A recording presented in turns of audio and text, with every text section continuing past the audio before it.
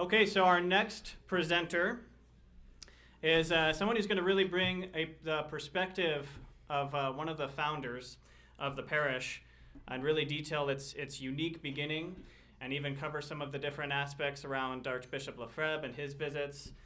And she has a lot to show visually, so please pay attention.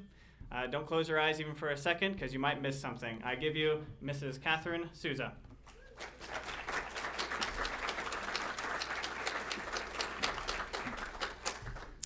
Thank you, Ethan. Your Excellency, Reverend Fathers and Sisters, fellow parishioners, my family, and those watching this live stream.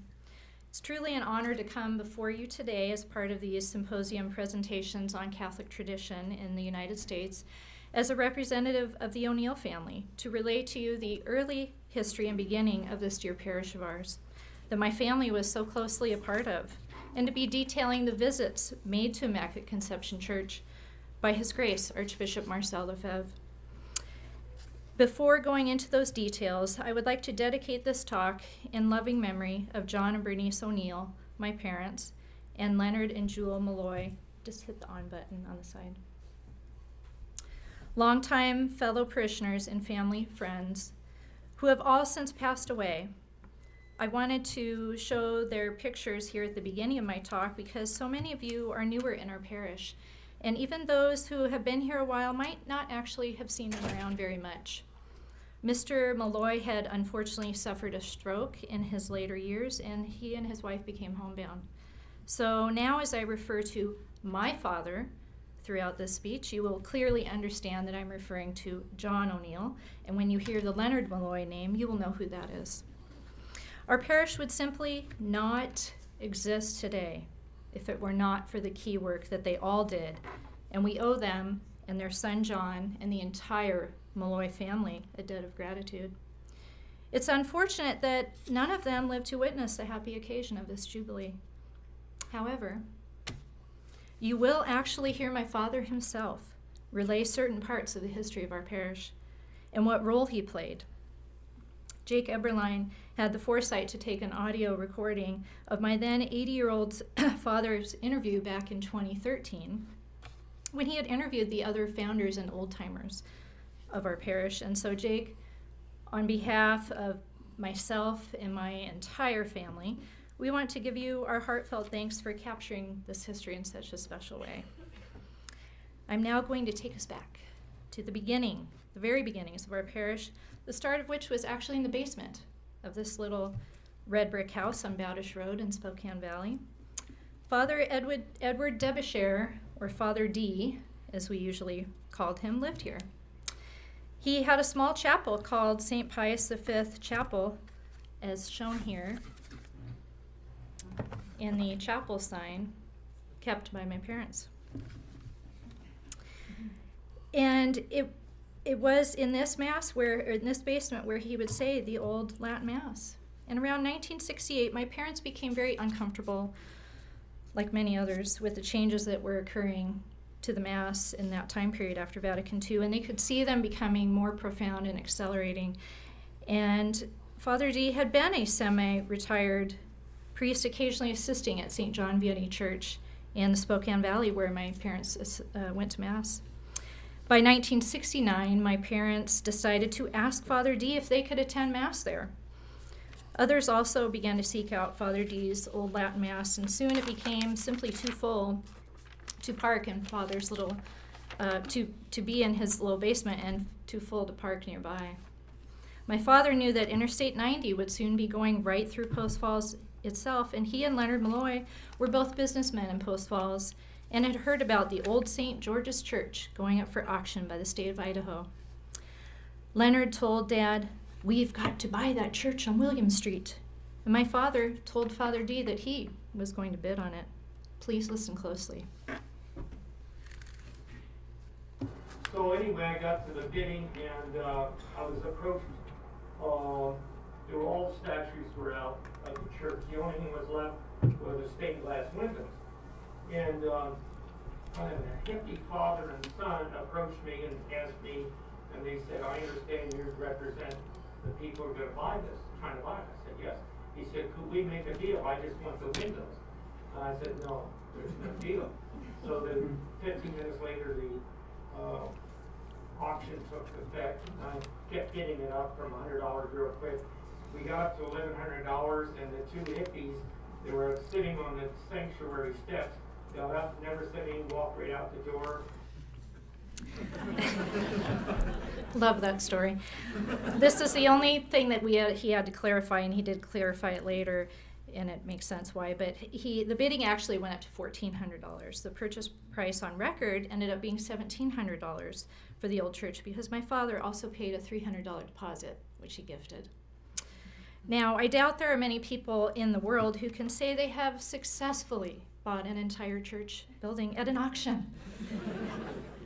And of course, my father is Irish, but that's not only the luck of the Irish right there, that's the incredible effect of the hand of God. So then the issue became where to put the church. He had just bought so hastily. So he sees a little house and an empty lot near the corner of 4th Street and Lincoln Street in Post Falls, and he knocks on the door and asks if they might possibly want to sell. The woman invites him in and says, yeah, I'd consider that. Dad asks, well, how much do you want? She says, I think we should have $6,000. Now, this was for a house on a lot plus 3 other lots, which in the current 2022 real estate market in North Idaho, it's laughable because it's like paying pennies. Listen. And it was the first time in my life I didn't attempt to renegotiate a price. And wait to give her a check and, for a down payment. So we purchased that for the parish, and then purchased the priory building behind it. Take note that my father said the words, I couldn't wait. This was his hallmark mode of action for everything. And sure, it can end up being a fault. However, in all the work that he continues to do for our parish and later on with the Carmelites, God truly used this impatience in a positive way to produce action and grace for our parish, especially in his upcoming role to even get the Archbishop to come here. Now, coincidentally, or providentially, my father also had a friend named Elmer Curry, who happened to own all 6 of the adjoining lots to the little house next to where the church would be placed. Shown here, this picture is taken from the early 80s, later on than what I'm talking about now. Elmer gave his word to my father that he would contact him when they came up for sale. He did, and the parish only had to purchase 4 of the 6 lots because Elmer gifted 2 of them. The rest being mostly covered by generous funds from Father D. and Rosalie Flint. Jan might remember her, a parishioner. That transaction in 1978 for $36,000 was absolutely critical to the overall growth of our parish, which of course allowed for the building and then later expansion of Immaculate Conception Academy. Now, coming back to September of 1972, again, listen closely. The Blessed Virgin provided. All the transactions went so smoothly on the purchase of the original house and the land for the church. The transfer of the church, he paid $6,000 to have it relocated somewhere around $6,000. And the man that never cracked the window in it, but he was popping a lot of nitroglycerin pills because he had a bad heart on the day they moved it. Not one window was cracked. Meanwhile, the Blessed Virgin was busy inspiring Father Debuscher as he chose the name for the new church and composed the dedication prayer for the December 8th dedication, shown here on the plaque that currently hangs by the vestibule, by the countertop statue of Our Lady in the vestibule. Listen. But he wanted Immaculate Conception. And he told me, he said, John, I just sat down to a typewriter, and it's almost like divine intervention. All those words, he said, I don't know how they got there, but I typed away. They were put into my head, that dedication. It's a beautiful prayer, especially this part, quote, Father mentioned it last night in the sermon, that the Tridentine Mass may continue unaltered, so dear to thy heart and thine of thy divine Son, end quote. So that divine inspiration within that prayer becomes like a mission statement of sorts, and is what stays in the forefront of my father's mind when in 1976, a friend of his asked him, notice the friend theme, this continues, a friend of his asked him to host Father Urban Schneider, a professor at the SSPX seminary in Econ, Switzerland, who would be visiting a nearby friend. Of course, my father did, and says, I asked him to ask Archbishop Lefebvre if he would come visit us. And I pointed out to Father Urban Schneider that at Mass he saw how many young children that were there. And so he promised he would. So my father had planted a little seed there with Father Schneider that does indeed impress upon him and helps him to be sympathetic to my father's request.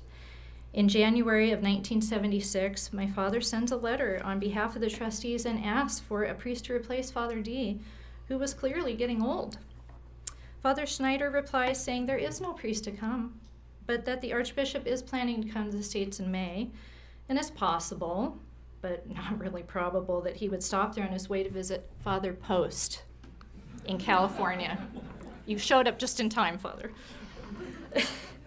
Now, you have to remember, this was back in the time period when the Archbishop, there was a lot of people, there would be a lot of requests and a lot of different people. He was constantly getting contacted.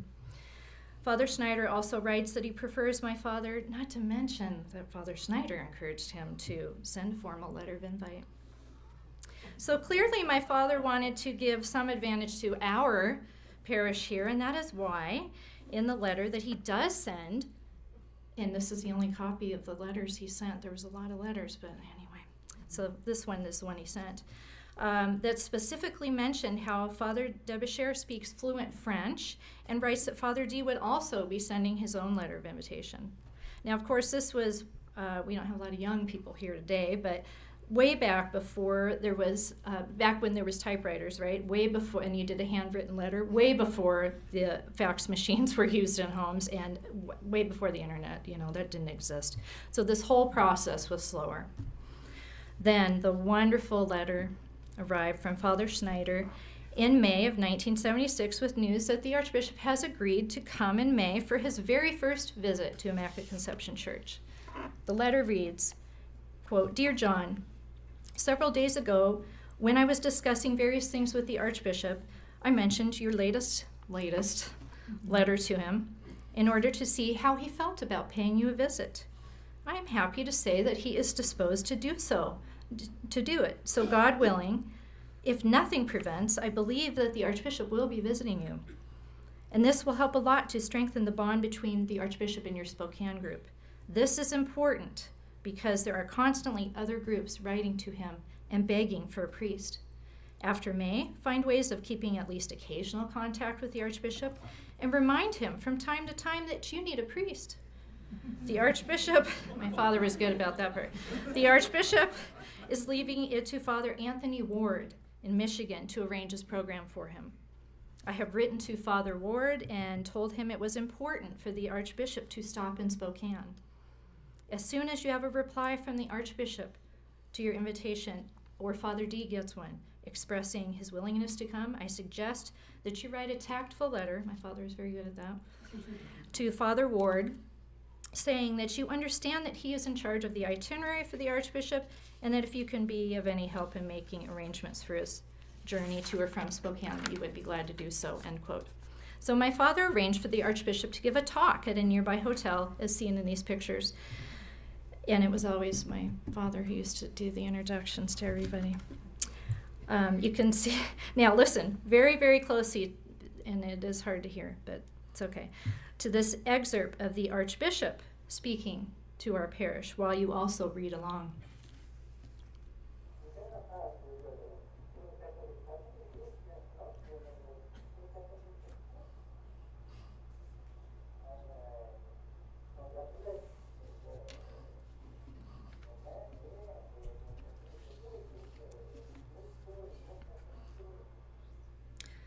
Luckily, my parents took that audio recording, but I about had a heart attack when that old tape came apart recently in my cassette player. Special thanks to Luke Surratt in the back there for rescuing it, cleaning it up, and transferring it to a digital file, and to Jake Eberline for further applying filters. This thing needed a lot of filters.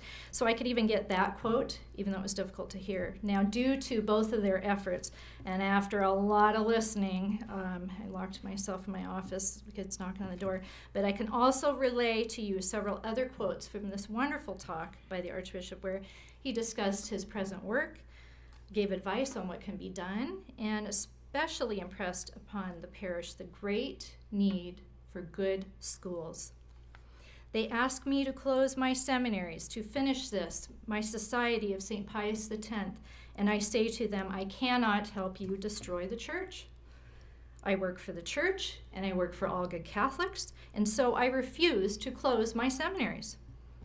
I am confident in God, and I am sure that God and the Blessed Virgin Mary help us to come to you with true work in the church, and the true church, and the true Catholic Church. We must pray. That is the first thing that we must do, and do all the things that we can do to become a true Catholic and give a good example. It's very, very important, I tell you. We must have everything for the true Catholic family, especially the Mass of the Church. And so we must have the true sacrifice of the Mass, have the true priests, and so a seminary is very important. And this final quote, we have the holy sacrifice of the Mass, we have the true sacraments, we have the true devotion to the Blessed Virgin Mary, we have all the things we need. This inspiring talk by the Archbishop provided the motivation to our parishioners, especially my parents and the Malloys, to continue to support and ensure the success of their brand new school.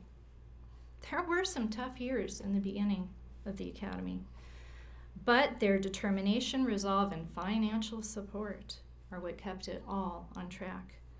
Mr. Malloy generously lent the use of his copy machine at the Idaho Veneer business across the street, and he personally helped contribute to the payroll of teachers for many years. Of course, the Archbishop and Father D hit it off. The mutual French language was quite helpful, and they got along beautifully, as you can see. My husband and some of his family were also confirmed that year, and eventually the one group photo that does exist for this confirmation will turn up. The Archbishop promised Father D, and he confirmed more than just my sister, Colleen. But anyway, he promises the Archbishop that he will return in 1980 to celebrate Father's 50th Jubilee of the priesthood. My father also asked the Archbishop to send a priest. Listen. I asked him, and he said, yes, I will send a priest, but they would have to be two priests. And Father Anthony Ward explained, Monsignor, he said, we can't even get priests for Armada, and you're promising. And he said, yes, I'm promising, but I didn't say when. Now, a little known fact here. In 1977, my father actually tried to purchase Mount St. Michael's on behalf of the parish.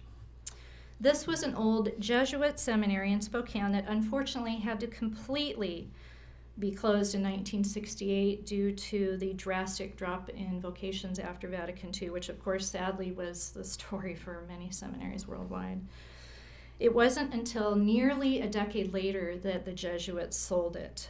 The building is currently on the Historic Registry in Spokane, and they have a nice little museum inside there and a large cemetery with many old Jesuit priests buried there. If you've never been there, I would highly encourage you to go see it in person. So as I said, my father tried to buy this beautiful property, but it turned out that the realtor for the Mount was a follower of Francis Schuchart. He and his small group of Sedevacantist followers ended up being the buyers for that beautiful property and extensive grounds. Had that transaction went in my father's favor, Mount St. Michael surely would have been the new location for our parish in 1977.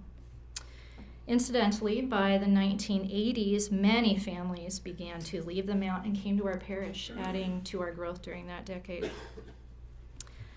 Now, the most famous visits to Immaculate Conception Church was hands down May of 1980, as seen in the following pictures. I happen to be pictured in the bottom right one with the Archbishop and my father. I labeled that. Or I guess I should say the upper right. I point that picture out because there's something I want you to remember about that later on. So this Saturday, May 17th, was particularly busy as the Archbishop officially dedicates Immaculate Conception Church, confirms 176, and this is just the ladies' picture, and is present for Father Debuscher's celebration of the High Mass of his Jubilee as he had promised to. Listen to Father Hector Bolduc read part of the Archbishop's talk. So, we should all thank Father Debuscher especially, who through his long life has labored for the salvation of souls. He wants to give himself to you. It is his great joy to be able to give you the holy sacrifice of the Mass and to assist at your salvation. En conclusion de ces quelques mots que je viens de vous dire, vous voyez l'importance du prêtre. By the way, we think video taken from this day in 1980 might actually be the only video of Father Debuscher that exists. Father also gave First Holy Communion to 17 children, pictured here, myself clearly labeled. And the day ended with a large banquet in honor of Father D's 50th Jubilee with about 350 people attending. Now, Father D loved to sing, and this one will take a few of us in the room back to that very day.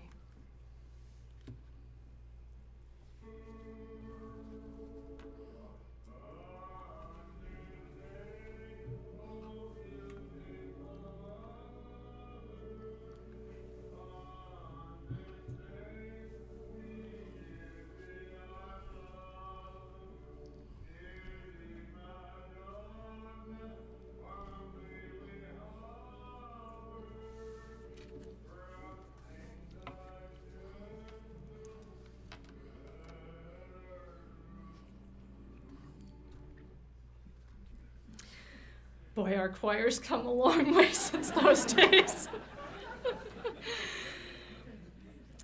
Mrs. Malloy was playing the organ, as she did for many years, and Jan Karstetter, who is here today, helped out singing the High Mass, not only that day, but for many, many years, singing and also playing the organ. Thank you, Jan. You also saw Mr. Malloy sponsoring every male confirmand, while my father, who is pictured in the bottom left, watched over everything else in the background. The two of them were always handling things together like this for our parish for many, many years. Now, the Archbishop ends his short talk by saying, We cannot do without priests. On our part, I can assure you that I will do everything possible to give you priests to our seminaries. I ask you on your part to pray to God, and especially to the Mother of God, to the Blessed Virgin Mary, to give us holy priests. She is the mother of the great priest. She will help us to give us priests. Priests who can offer us the holy sacrifice for man. Priests come from holy families. I know here that we have many holy families, and we must pray that from these families will come holy vocations. And finally, I ask Almighty God and our Blessed Lady to give many long years to Father Debuscher, who has served you so faithfully. Now, I have to tell you something that happened during this trip that was initially very embarrassing to my mother. So my parents and our family were blessed to be able to host the stay for the Archbishop during this trip, and my dad was also his driver. Although my 6-year-old self did not quite understand the great importance of the Archbishop, I knew that his stay was a big deal, especially when those shamrock sheets were pulled out. So the morning of May 18th, my mother, Bernice, was surprised in her kitchen when the Archbishop hurriedly came through the back door, when they had returned instead of coming through the front door with my father. And while smiling and laughing, he shocked her with the words, "The police gave your husband a speeding ticket." She is mortified and feels upset that my my father would embarrass our family like that, and of all people in the car? And as if to redeem himself, my father says right away, well, Father D got one too.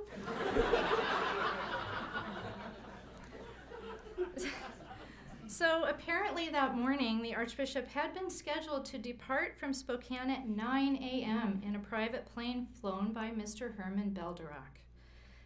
Now, I was not present the day that Jake interviewed my father, or I would have reminded Dad to please tell the speeding ticket story. It's a classic. Now, this story came up just last week during our preparations that Jake and I were doing with Father Couture for his speech.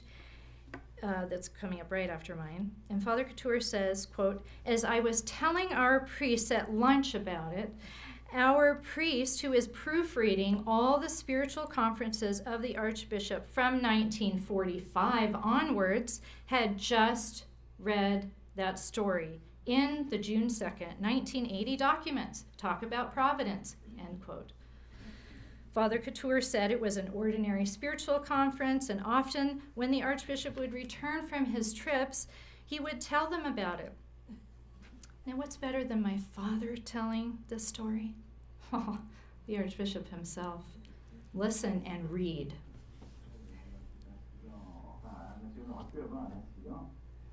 C'est grave parce que quand nous sommes montés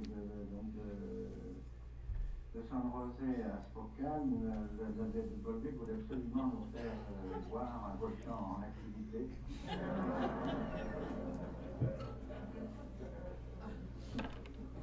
Vous avez parlé ça depuis le début du voyage, vous allez voir.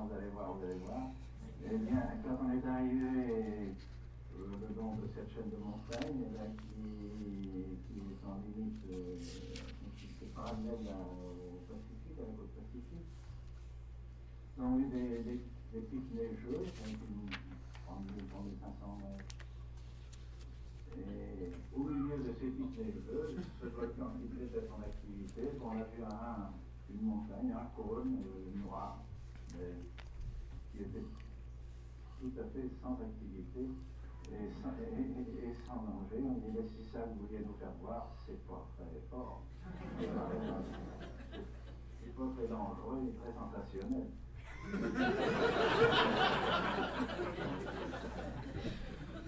Donc cette émission que je vais en retenir, c'est qu'on était le samedi à Spokane et le dimanche matin, nous devions reprendre l'avion à 9h. Petit avion toujours. Et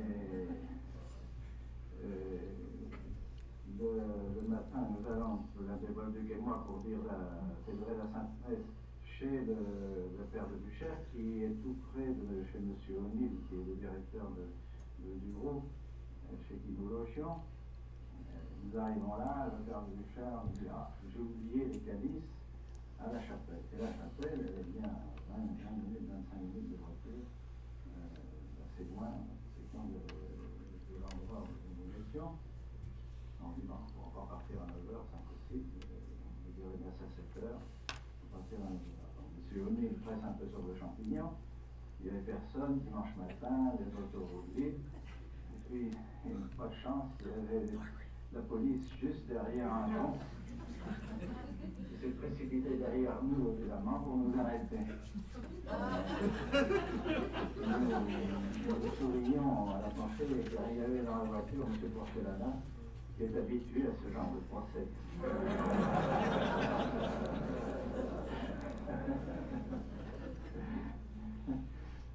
Et nous disions, le père de Buchère, qui nous rejoint pour nous préparer les affaires pour dire la neige, va bien rire quand il va nous voir dans les mains de la police. Terminons, le monsieur Noël termine les papiers avec la police, nous montons en voiture, on refile, on trouve le père de Buchère pris par la police. Les 3 voitures de police, on me partout.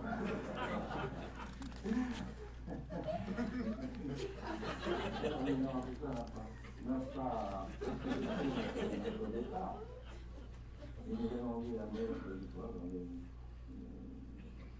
7h30, 8h15, le duc, moi-même, Puis nous sommes partis prendre quelque chose chez M. O'Neill et rapidement nous sommes dirigés vers l'aéroport pour partir.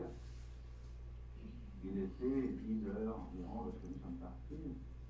Or, à 8h42 exactement, le volcan se mettait en activité. Je n'ai pas pour rire, parce que le volcan a emporté avec la force de l'éjection 300 mètres de la montagne. Les pôles ont diminué de 300 mètres et les poussières et les projetées qui diminuaient d'altitude. Et alors on est parti sans rien savoir. On est parti décoller jusqu'au Canada, un très beau temps, très magnifique.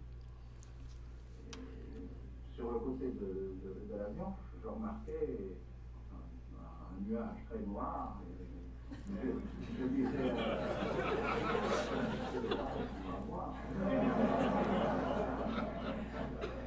c'est épouvantable, c'est effrayant, on trouvait qu'il ne nous rattrape pas, puis qu'on soit pris dans cette orage, on serait secoué certainement.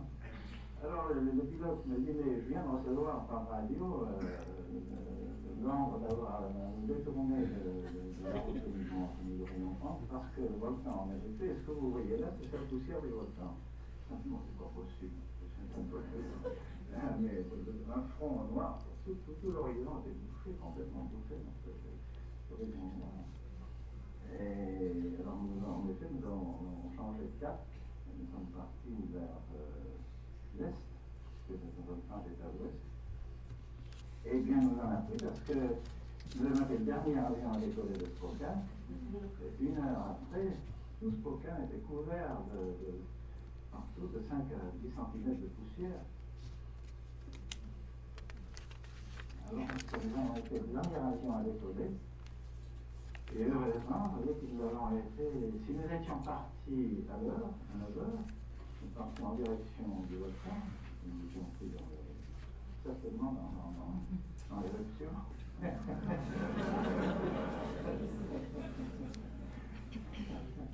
Alors, on a bien mis la police.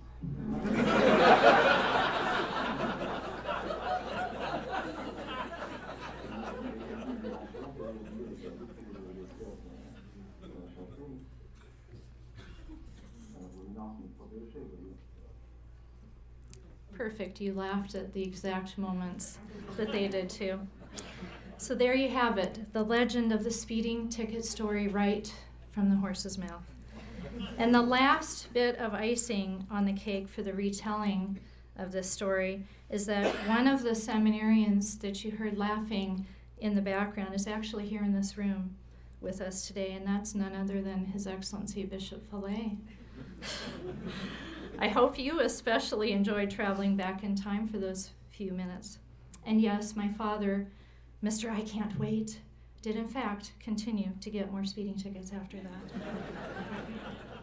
Extra special thanks here to Father Couture and his fellow priests for sharing that recording and translation for Jake and I. This was fun to put together. On a serious note, though, this famously became the most destructive volcanic eruption in U.S. history, even killing 57 people. Well, in hindsight, that definitely could have included the Archbishop and the members of that plane, and would have been an absolute disaster, of course, to the survival of the Tridentine Mass worldwide. Thanks be to God that it did not. When Father Couture mentioned that it was providence that his fellow priest found this transcription and subsequent recording, maybe this was intended to be an intentional reminder to all of us from the Archbishop to even be more thankful that for what he was able to accomplish in his life and for the Latin Mass worldwide. Now, in September of 1981, my father again writes the Archbishop and asks for a priest to replace Father D, who was really getting old by then, and he needed to retire. The Archbishop replied in this letter through his secretary that even though the Archbishop very much wants to have a House of the Society here, that Father Laudenschlager cannot leave Phoenix yet, so it's necessary to wait. This clearly motivates my father to knock on yet another door. This time, the door of this little red brick house that you see when you drive through the current exit location for Immaculate Conception Academy. After taking the woman who owned it to lunch, she also agreed to sell to my father. He had a way with words. And he was representing all the trustees of the parish for this transaction. So in October of 1981, this becomes the first official ICC priory. The Archbishop came in 1983 for confirmations. He gives another talk that unfortunately I do not have audio or video of, and he also made a visit to Immaculate Conception Academy, which had really grown by that point. Now I want to pause at this picture here a moment. Remember back in those days that ICA was only 1st through 8th grade co-ed school. I was the lucky first one to have attended all 8 grades that were offered at the time. Now, when I started there in 1979, there were about 20 children in all of 1st through 8th grades. My brother Tom and sister Ann also attended. One of my sister-in-laws attended in its very first year in 1975. But by 1983, you can see a total of 33 students. Now, currently at ICA, there are 175 boys. St. Dominic's has 200 girls, for a total of 375 K through 12 students. But of course, we also have Our Lady of Victory homeschool here, originally started in 1977, and that has been here in Post Falls since 1991, thanks to Scott Jones and his family. Including those enrolled with OLV, our parish has a grand total of 400 K through 12 students this school year in just these 3 Catholic schools. That's an impressive number. Now, I definitely received a good education myself from ICA, but the level of education that my own children have received there from St. Dominic's School has truly been excellent, way beyond anything that I received in those early years. We are truly blessed to have these Dominican nuns here devoting their entire lives just to teaching and forming our girls in their faith. And all the priests and excellent staff of ICA do the same thing. We have everything we need within our parish for the Catholic education of our own children, which was spoken of by the Archbishop with such great importance in that 1976 talk. There was one last visit of the Archbishop in 1985 for confirmations, although I wasn't able to find anything to share with you from that ceremony. Listen again very closely to my father. So everything went so smooth, the Blessed Virgin paved the way for all the transactions went out a hitch. And that's why it's there today in all its glory. And that's why there's so many vocations out of the school in that parish. Wow, that was touching and so eloquently put, wasn't it? About those vocations from our parish. Remember, when this parish started, we only had 1 priest and no vocations for a little while. Currently, we have 5 seminarians, 2 SSPX brothers and 1 postulant, 7 Benedictine monks, and we have produced 17 priests. For nuns, we have an impressive grand total of 37 in various orders. This totals 69 religious vocations in 50 years. Truly amazing. And of course, we have been blessed to have a lot of pastors and priests stationed here over the years, and up to 8 at one time, like we currently have. An impressive 60 priests would follow after Father D, making for a grand total of 61 priests that have served our parish since it all began 50 years ago. How blessed we have been. Later today, I will speak in detail about the Carmelites, but I can tell you now that the reason they established here in 1989 within our parish is because of my father and Leonard and Jewel Malloy. My father also showed Mother Gabriel, the Mother General of the Dominicans, some properties here in North Idaho in 1990. Of course, he had been especially proud that the parish of Immaculate Conception Church had grown so large. And so he was happy that by 1991, the Dominicans had also settled into our growing parish community. What in the beginning would be the work of a few quickly became the work of many other people, not just my parents and the Malloy family, but many, many others as the church and school grew exponentially. There was a new school building constructed in 1986. Our present-day church was completed in 1991, and a second school building was added in 1998. And of course, there are several mission chapels that will be discussed in other presentations. Our parish has truly flourished, undoubtedly to be bigger than the founders could ever have foreseen, which truly fulfilled their purpose, as Father D had so eloquently outlined in that 1972 dedication. God certainly carefully orchestrated all of the amazing chain of events that occurred within the institution of our parish and put specific people in specific roles. There were absolutely no coincidences.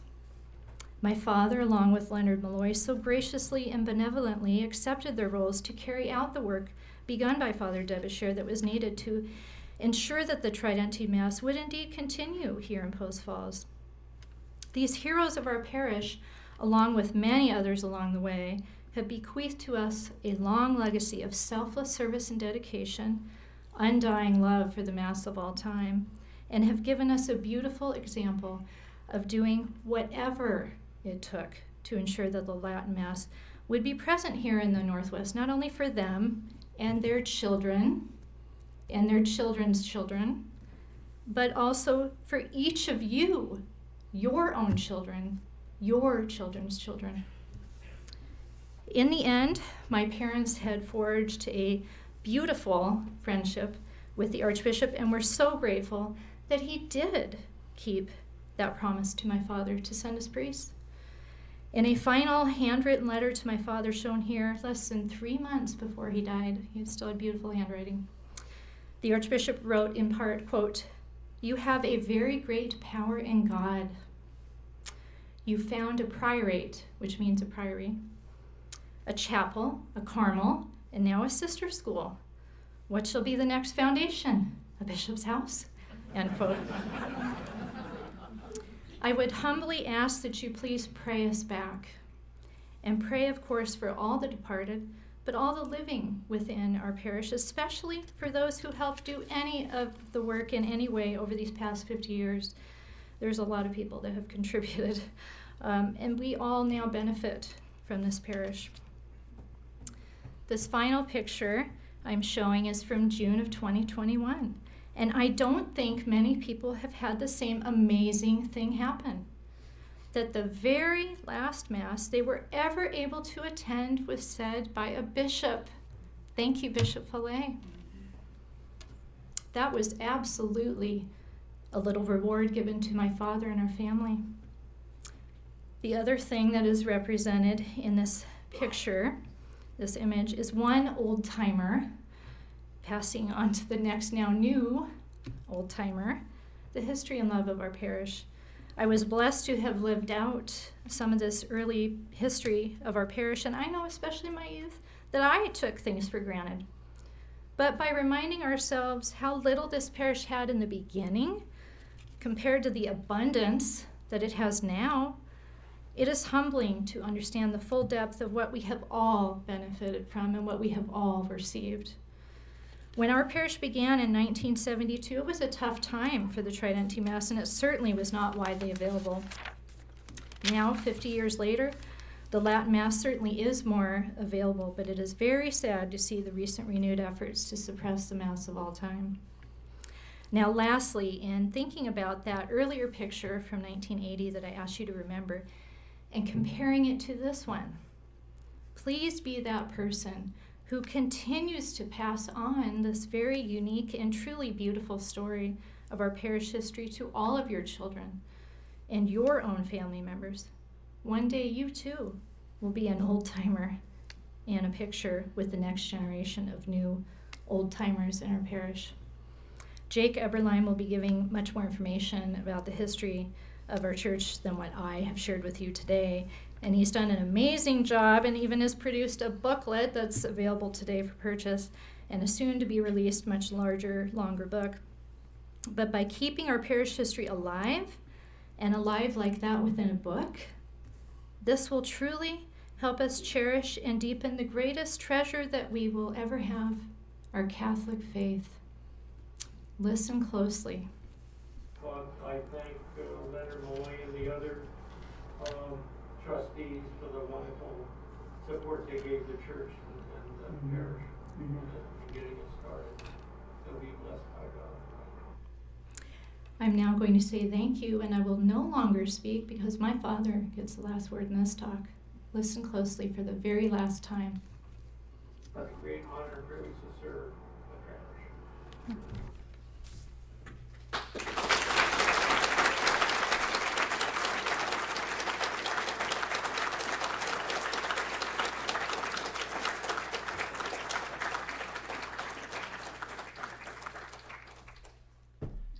Thank you, Catherine. We are going to take just a few minutes for a break, so if you need to refill upon coffee, use the restroom, please do so, and then get back to your seats quickly. We'll begin the next presentation very shortly. Thank you.